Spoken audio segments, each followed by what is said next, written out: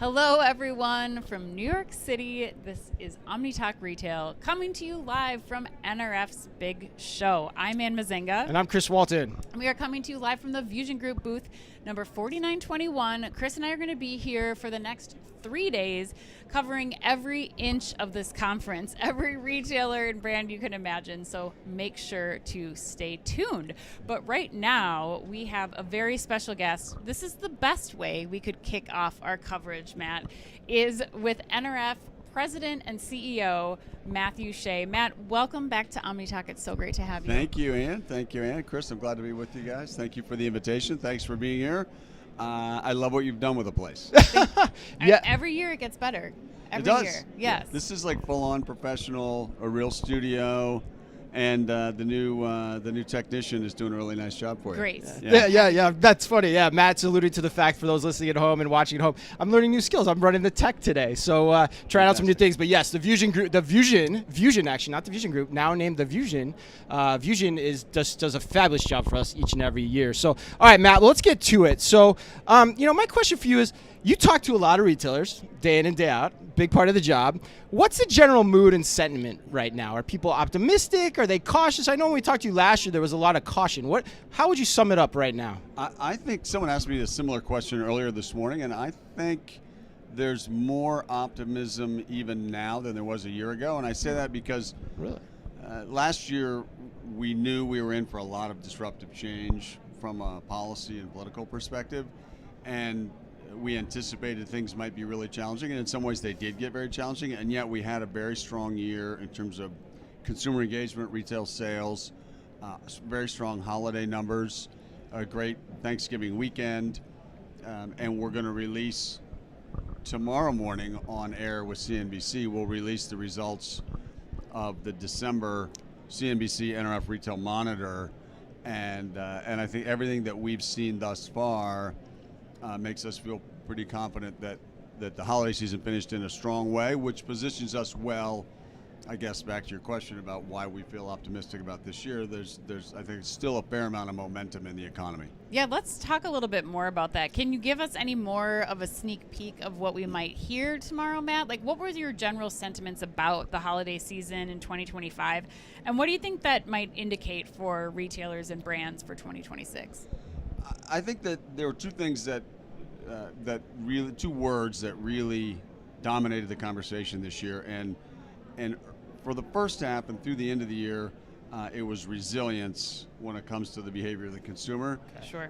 But the longer we got into the calendar year 25, it was also affordability, and those two sort of are a little bit in conflict with each other. You can only be resilient for so long if things from a consumer perspective are no longer truly affordable. And I had this conversation with a few of the CEOs about, well, if you look up the definition of the word resilience, it's about dealing with adversity in a constructive way. And that's what I think what consumers did. Consumers are very smart, they're very shrewd, they've got access to enormous amounts of information, they've got lots of choices in the retail industry. And so consumers reallocated the way they spend their monthly disposable income relative to the way their expenses changed. And that had different kinds of consequences for households at different economic levels. Right. And yet all economic levels managed to continue to be engaged in the economy from a consumption perspective. So we managed the year pretty effectively.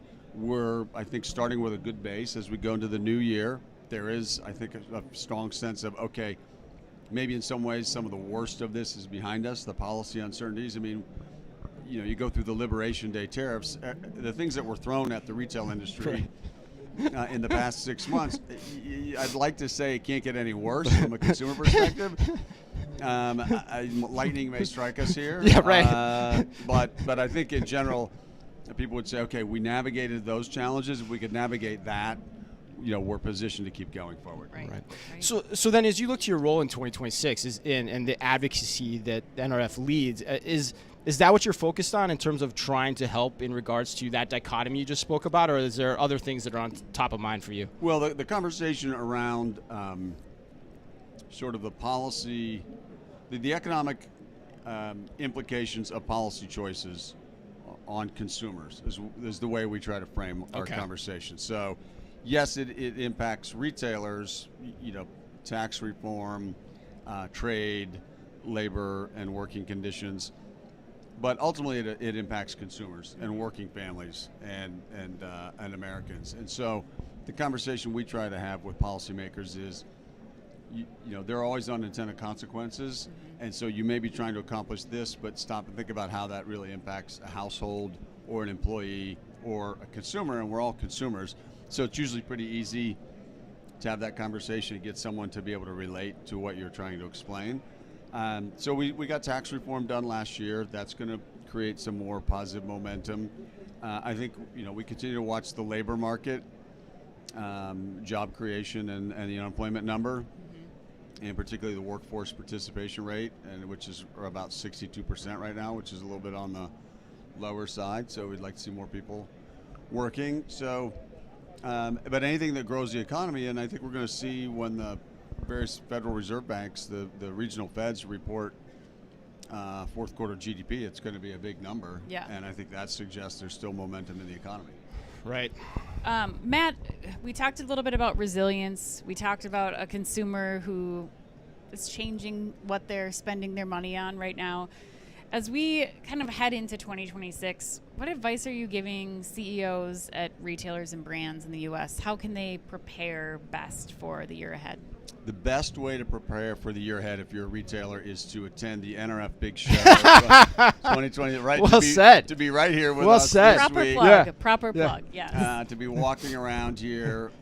Get on a plane and get out here On if you're not here. 355,000 square feet of Javits exhibit space here at the Convention Center near Hudson Yards. 1,030 exhibitors. 180 educational sessions. Hundreds and hundreds of speakers. No, I think really in this environment, and I'm not being trite about, people do need to talk to each other and learn from each other, Yeah. and events like this are a great way to do that. But there's so many tools available to retailers of all sizes, and of course AI and its various dimensions have been a big piece of what we are all talking about.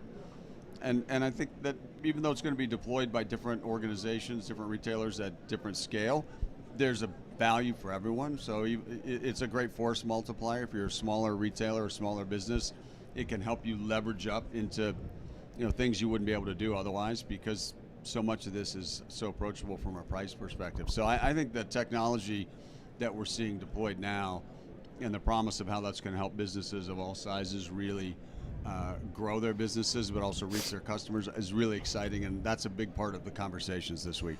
Well, and Matt, let's also not forget Ryan Reynolds is here too, right? Like, we can't leave that out. That's what I heard. That's what my wife told me. All right, we'll get you out of here on this. We always like to leave on the end whenever we can ask this question. We like to get predictions, so we're going to ask you to put your prediction hat on. What is one bold prediction you would make for the industry in 2026 that people possibly aren't talking about yet? That is a great question.